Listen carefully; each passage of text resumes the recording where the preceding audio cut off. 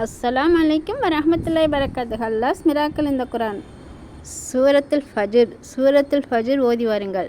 தப்சீருல் ஃபலாவிலே வருகிறது. கண்மணி நாயகம் தாஹா ரசூலுல்லாஹி ஸல்லல்லாஹு அலைஹி வஸல்லம் அவர்கள் கூறினார்கள், யார் துல்ஹஜ் மாதத்தின் முதல் 10 இரவுகளில் சூரத்துல் ஃபஜ்ர் ஓதுவாரோ அவருக்கு பாவ மன்னிப்பு வழங்கப்படும். அம்மாதத்தின் ஏனைய இரவுகளில் அதை யார் ஓதுவாரோ அவருக்கு அது மறுமை நாளில் நூறா ஒளி பிரகாசமாக ஆகிவிடும்.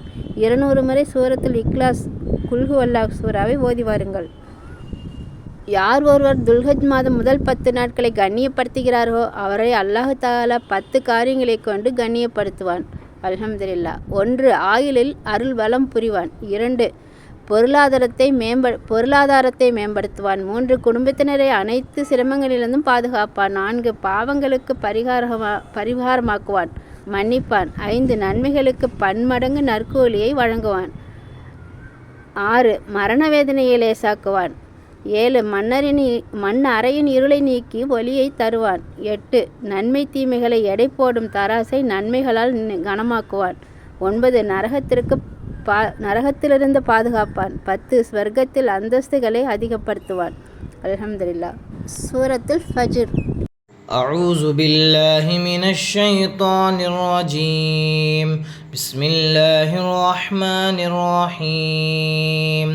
والفجر وليال عشر والشفع والوتر والليل إذا يسر هل في ذلك قسم لذي حجر ألم تر كيف فعل ربك بعاد إرم ذات العماد التي لم يخلق مثلها في البلاد وثمود الذين جابوا الصخر بالواد وفرعون ذي الأوتاد الذين طغوا في البلاد فأكثروا فيها الفساد فصب عليهم ربك سوط عذاب إن ربك لبالمرصاد فأما الإنسان إذا ما ابتلاه ربه فأكرمه ونعمه فيقول ربي أكرمن وأما إذا ما ابتلاه فقدر عليه رزقه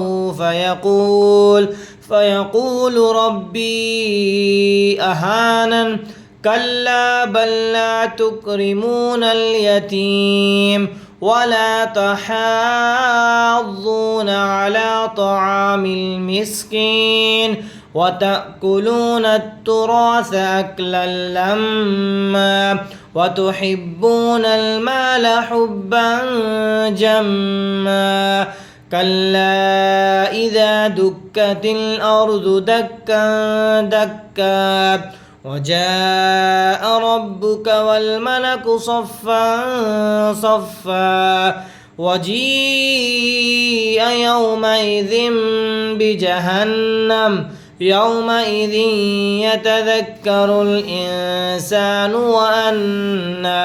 وأنى له الذكرى يقول يا ليتني قدمت لحياتي فيومئذ لا يعذب عذابه أحد ولا يوثق وثاقه أحد يا أيتها النفس المطمئنة ارجعي إلى ربك راضية مرضية فادخلي في عبادي وادخلي جنتي.